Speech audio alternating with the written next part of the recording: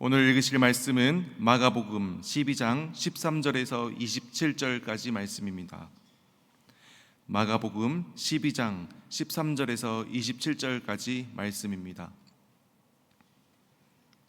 제가 읽고 마지막 절 다 같이 합독하도록 하겠습니다. 그들이 예수의 말씀을 책잡으려 하여 바리새인과 헤롯단 중에서 사람을 보내매 와서 이르되 선생님이여 우리가 아노니 당신은 참되시고 아무도 거리끼는 일이 없으시니 이는 사람을 외모로 보지 않고 오직 진리로서 하나님의 도를 가르치심이니이다. 가이사에게 세금을 바치는 것이 옳으니이까 옳지 아니하니이까 우리가 바치리이까 말리이까 한데 예수께서 그 외식함을 아시고 이르시되 어찌하여 나를 시험하느냐 데나리온 하나를 가져다가 내게 보이라 하시니 가져왔거늘 예수께서 이르시되 이 형상과 이 글이 누구의 것이냐 이르되 가이사의 것이니이다. 이에 예수께서 이르시되 가이사의 것은 가이사에게 하나님의 것은 하나님께 바치라 하시니 그들이 예수께 대하여 매우 놀랍게 여기더라. 부활이 없다 하는 사두개인들이 예수께 와서 물어 이르되 선생님이여 모세가 우리에게 써주기를 어떤 사람의 형이 자식이 없이 아내를 두고 죽으면 그 동생이 그 아내를 취하여 형을 위하여 상속자를 세울지니라 하였나이다. 7형제가 있었는데 마지가 아내를 취하였다가 상속자가 없이 죽고 둘째도 그 여자를 취하였다가 상속자가 없이 죽고 셋째도 그렇게 하여 7이 다 상속자가 없었고 최후의 여자도 죽었나이다. 7사람이 다 그를 아내로 취하였으니 부활 때 곧 그들이 살아날 때에 그중 누구의 아내가 되리이까? 예수께서 이르시되 너희가 성경도 하나님의 능력도 알지 못함으로 오해함이 아니냐? 사람이 죽은 자 가운데서 살아날 때에는 장가도 아니가고 시집도 아니가고 하늘에 있는 천사들과 같으니라. 죽은 자가 살아난다는 것을 말할진대 너희가 모세의 책 중 가시나무 떨기에 관한 글에 하나님께서 모세에게 이르시되 나는 아브라함의 하나님이요 이삭의 하나님이요 야곱의 하나님이로다 로라 하신 말씀을 읽어보지 못하였느냐. 마지막 절 다 같이 읽겠습니다. 하나님의 죽은 자의 산자의 하나님이시라 너희가 크게 오해하였다 하시니라. 아멘. 네, 오늘 말씀은 바리새인과 사두개인들이 예수님께 와서 예수님과 대화하는 장면입니다. 그런데 그 대화가 일반적인 대화가 아니라 예수님의 책을 잡아서 예수님을 난처하게 만들고 예수님을 공격하기 위한 목적이 있는 그런 대화였습니다. 자, 첫 번째는 바리새인입니다. 원래 이 바리새인은 이 바리새인이란 뜻은 분리된 자라는 뜻을 가집니다. 그래서 원래 바리새인은 신앙을 지키기 위해서 율법을 지키기 위해서 목숨도 아까워하지 않았던 그런 분파였습니다. 이 신구약 중간 시대에 이 외세로부터 신앙의 자유를 잃어버리자 성경으로 돌아가자, 율법으로 돌아가자를 외치며 유대인의 신앙 운동을 펼쳤던 그런 분파였습니다. 그러니까 이 바리새인들의 원래 뜻과 목적은 굉장히 선한 그런 자들이었다라는 것입니다. 그런데 이 바리새인들이 시간이 흐른 후에 결국 점점 율법주의자가 되고 그리고 기득권층으로 전락하게 됩니다. 그래서 이제는 바리새인 하면 위선자, 율법주의자를 비유하는 이런 안 좋은 의미로 쓰여지게 되었습니다. 이러한 바리새인들이 예수님의 책을 잡고 예수님을 공격하기 위해서 예수님에게 말을 겁니다. 어떻게 말을 거는지 보니까 14절입니다. 당신은 참되시고 아무도 거리끼는 일이 없으시니 이는 사람을 외모로 보지 않고 오직 진리로서 하나님의 도를 가르치심이니이다. 이렇게 예수님을 얼핏 보면 높이는 것 같습니다. 하나님의 도를 가르치시고 당신은 대단한 사람입니다 라고 높이는 것 같지만 실제로 그 바리새인의 목적은 대화를 통해서 함정을 통해서 예수님의 책을 잡기 위함이었습니다. 그래서 어떻게 질문하냐 보니까 가이사에게 세금을 바치는 것이 옳으니까 옳지 아니하니까 라고 질문을 합니다. 이때 당시는 이 로마의 식민 지배하에 있었기 때문에 다양한 여러 종류의 세금이 있었습니다. 대표적인 세금이 지세입니다. 수확량의 10분의 1을 내는 지세. 그리고 소득세도 있었습니다. 소득의 1%를 또 냈습니다. 그리고 성전세, 이 성전을 유지하기 위해서 반세겔씩, 세겔로 낸 세금이 있었습니다. 그런데 문제가 된 세금이 뭐였냐면 인두세였습니다. 이 인두세는 황제에게 바치는 세금이었습니다. 한 데나리온씩, 남자는 14세 이후부터, 여자는 12세 이후부터 이 인두세를 내야 했으며, 이 인두세는 온전히 황제의 재정으로 들어가게 되었습니다. 이때 당시 로마의 황제는 신으로 여겨졌습니다. 신. 그러니까 다른 세금들은 유대인들이 거리낌 없이 낼 수 있는데, 이 로마의 황제에게 내는 세금, 이것은 즉 로마의 신 여호와 하나님을 유일한 하나님으로 고백하는 이 유대인들에게 굉장히 거리끼는 일이었습니다. 왜냐하면 이 인두세를 낸다라는 것은 다른 신에게 헌금을 한다는 의미가 되었기 때문입니다. 그래서 많은 유대인들이 종교적으로 이 인두세에 대한 큰 거부감을 가졌습니다. 이런 상황에서 이 바리새인들이 예수님께 와서 질문하는 겁니다. 이 로마 황제에게 바치는 이 세금이 옳은 겁니까? 옳지 못한 것입니까? 함정이죠. 만약에 예수님께서 이 로마에게 세금을 바치는 것이 옳다라고 얘기를 하면 종교적으로 문제가 될 것이고, 그리고 많은 유대인들의 반감을 사게 될 것입니다. 반대로 로마 황제에게 세금을 바치는 것이 옳지 않다라고 얘기를 한다면 로마의 반기를 들게 되는 것이고, 반역자로 낙인이 찍히게 되는 상황이었습니다. 그래서 어떤 대답을 하든지 예수님은 함정에 빠질 수밖에 없는 그런 상황이었다라는 것입니다. 그때 예수님께서는 이 바리새인들에게 이렇게 말씀하십니다. 15절입니다. 15절에 이렇게 예수님께서 말씀하십니다. 우리가 바치리이까 말리이까 한데, 예수께서 그 외식함을 보시고, 그 바리새인의 외식함을 보시고 이르시되 어찌하여 나를 시험하느냐, 데나리온 하나를 가져다가 내게 보이라 하시니. 예수님께서 이 바리새인들에게 데나리온 하나를 가져와라 라고 이렇게 말씀하십니다. 그러니까 바리새인들이 자신들이 가지고 있었던 데나리온을 예수님께 가져왔습니다. 16절 계속 보겠습니다. 가져왔거늘 예수께서 이르시되 이 형상과 이 글이 누구의 것이냐, 이르되 가이사의 것이니이다. 그 당시 예수님께서 가져오라고 했던 이 데나리온의 동전을 보면, 앞면을 보면 가이사 티베리우스 황제의 얼굴이 새겨져 있습니다. 그리고 어떻게 기록이 되어 있냐면, 동전에 이렇게 둘레에 어떻게 기록되어 있냐면 신의 아들 티베리우스 황제라고 적혀 있습니다. 신의 아들 티베리우스의 황제. 우리가 지금 읽고 있는 이 마가복음의 1장 1절은 이렇게 시작합니다. 하나님의 아들 예수 그리스도의 복음의 시작이라.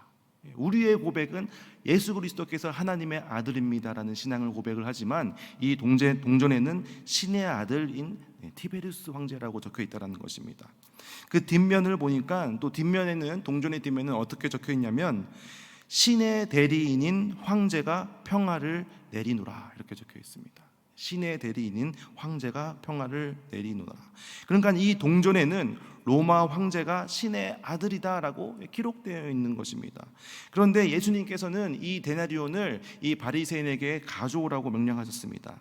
그들이 예수님께서 동전을 가지고 오라고 하셨을 때 자연스럽게 그 동전을 꺼냈다라는 말입니다. 이 뜻은 뭐냐면, 자연스럽게 이 데나리온이 사용되고 통용되고 있었다라는 것입니다. 유대인에게도 하루 품삯으로 지급될 만큼 많이 쓰여져 있는 그런 동전이었습니다. 그러니까 예수님께서는 그 중심을 물어보시는 겁니다. 그 중심, 그 마음의 중심. 그래서 가이사의 것은 가이사에게, 하나님의 것은 하나님께 바쳐라. 너희들도 이 동전을 쓰고 있지 않느냐? 이 동전으로 세금을 내는 것, 내지 않는 것, 이게 중요한 것이 아니라 진짜 너희의 마음의 중심에 하나님이 있느냐, 가이사가 있느냐, 이것을 물어보는 것입니다. 그래서 당시 성전세는 세겔로 내었습니다. 세겔 단위가. 그래서 가이사의 것은 가이사에게, 하나님의 것은 하나님에게 내라라고 말을 하면서 그 바리새인의 마음 중심을 꼬집는 것이죠. 그래서 너는 누구의 것이냐? 너희 조상들은 이 하나님의 유일한 주라고 고백하면서 호고조사 때, 그리고 분봉한 때, 권력자들 때 우상 숭배하던 것을 멈추고 모든 목숨을 걸고 신앙을 지킨 자들이 너희 조상이 아니더냐. 그리고 너희 조상들은 이 오염된 현실 속에서 말씀을 지키기 위해서 구별되기 위해서 노력했던 자들이 아니더냐. 그런데 너희들은 지금 어떠냐? 너희들의 마음의 중심은 가이사가 있느냐, 하나님이 있느냐? 진짜 너희의 삶의 중심은 무엇인가? 라고 예수님께서 말씀하고 계신다라는 것입니다. 우리의 삶의 중심은 누구입니까? 우리의 삶의 주인은 누구입니까? 우리의 삶의 주인은 여호와 하나님이셔야 합니다. 그래서 우리의 생각과 우리의 뜻과 우리의 계획과 우리의 상식, 우리의 사상, 문화 모든 것을 내려놓고 여호와 하나님이 우리 인생의 주인이심을 고백하는 여러분들 되시기를 축복합니다.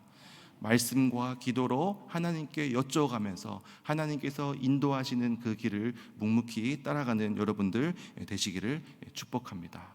그래서 예수님께서는 마음의 중심을 물으셨습니다. 그 다음에는 사두개인이 찾아왔습니다. 이 사두개인은 바리새인들과 다르게 다윗 시대의 대제사장이었던 이 사독의 후계자를 자처하는 사람들이었습니다. 그래서 이 사두개인들은 어떤 특징을 가지고 있냐면 부활을 믿지 않았습니다. 천사를 믿지 않았습니다. 그리고 영혼을 믿지 않았습니다. 그래서 이 바리새인들이 율법주의자라고 한다면 사두개인들은 현실주의자들이었습니다. 그런데 이 당시에는 계대혼이라는 문화와 법이 있었습니다. 뭐냐면 형이 자식을 낳지 못하고 죽으면 동생 혹은 가까운 친척이 그 형수를 아내로 삼아서 대신 아이를 낳게 하는 겁니다. 오늘날의 문화로 보면 말도 안 되는 일이지만 이때 당시는 그 형제의 가문과 유산을 유지시키기 위한 너무나도 중요한 법적 장치였습니다. 그리고 고대 사회에서 홀로 생존하기 어려웠던 이 여성의 인권을 보호하기 위한 장치이기도 했습니다. 그런데 사두개인이 그 부활과 천국을 믿지 않는 이 사두개인이 예수님께 와서 이렇게 질문하는 겁니다. 7 형제가 있었습니다. 첫째 형이 자식이 없이 죽게 되었습니다. 그러면 이 계대법에 따라서 둘째가 그 형수를 취하게 되는데 둘째도 결국은 자식을 낳지 못하고 죽게 되었습니다. 셋째도 그렇게 되었습니다. 그러면 총 7명의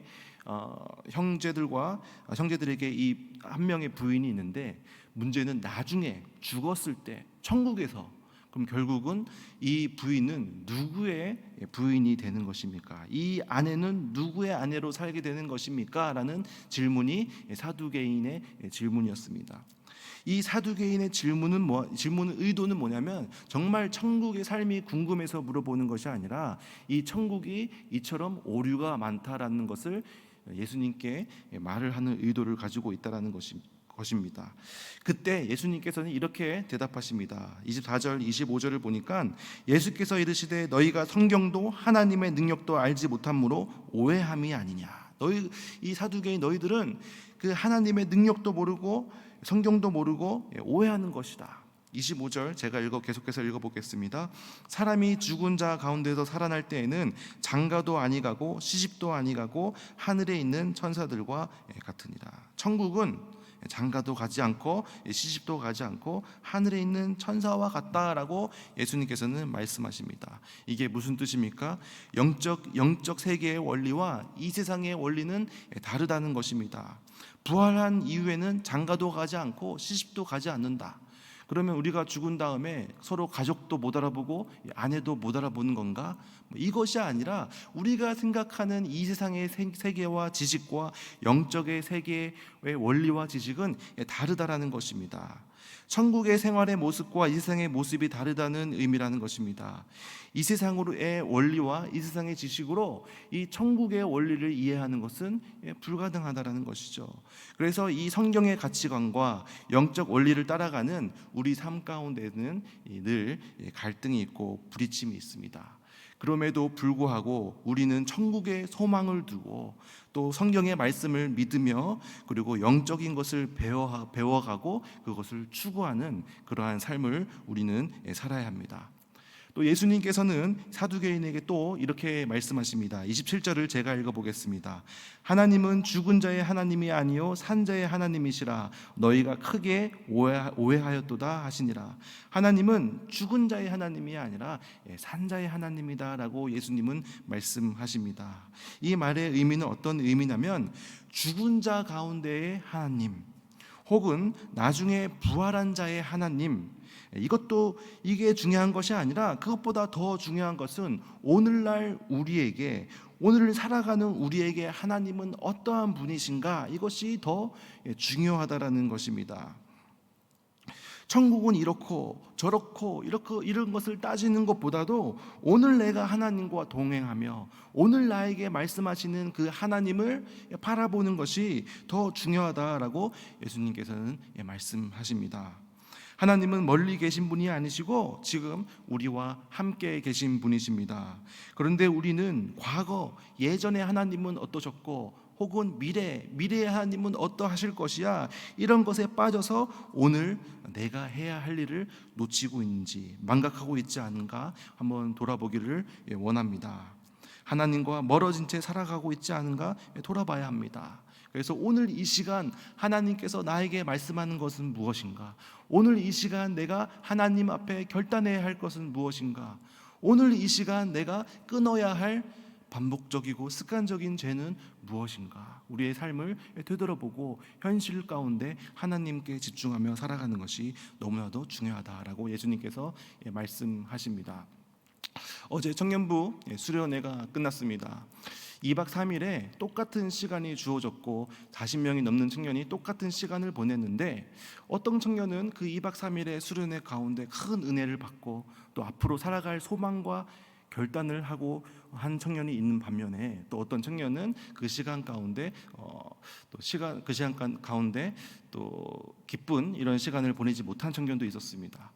무슨 차이가 있나라고 이렇게 바라봤더니 제가 느낀 것이, 정말 그 수련회를 소망하고 수련회를 간절히 원하고 기대했던 청년은 그 수련회에 와서 큰 은혜를 누렸다라는 것입니다. 이 소망하지 않는 것의 차이가 이렇게 크구나라는 것을 알게 되었습니다. 우리도 이 천국을 소망하면서 살았으면 좋겠습니다. 우리가 살고 있는 이 짧은 시간에 소망을 두는 것이 아니라 앞으로 우리의 짧은 시간 후에 영원히 있을 그 기쁜 천국의 삶을 소망하면서, 그것을 기대하면서, 그것을 바라보면서 살아가는 여러분들, 저희들 되시기를 축복합니다. 기도하겠습니다. 하나님 아버지, 감사합니다. 오늘 말씀을 통하여 나의 중심은 무엇인가, 내가 진짜 바라고 내가 진짜 주인으로 삼는 것은 무엇인가 돌아보게 하심에 감사드립니다. 우리의 삶의 주인이시자 우리 삶의 중심인 분이 바로 여호와 하나님이심을 고백하며 여호와 하나님께 내 모든 것을 내려놓고 맡기고 여호와 하나님만 바라보고 의지하는 저희들 될 수 있도록 도와주시옵소서. 아버지, 저희들이 성경적인 가치관을 따라가고 세상적인 가치관을 따라가는 것이 아니라 영적인 것을 소망하며 배우며 살아가는 저희들 될 수 있도록 도와주시옵소서. 우리가 과거의 신앙에 머물거나 혹은 미래의 신앙에 머물러 있는 것이 아니라 현재 우리 삶 가운데 역사하시고 우리와 함께 하시는 하나님을 바라보며 천국의 삶을 소망하며 나아가는 저희들 될 수 있도록 도와주시옵소서. 이 모든 말씀 예수님의 이름으로 기도드렸습니다. 아멘.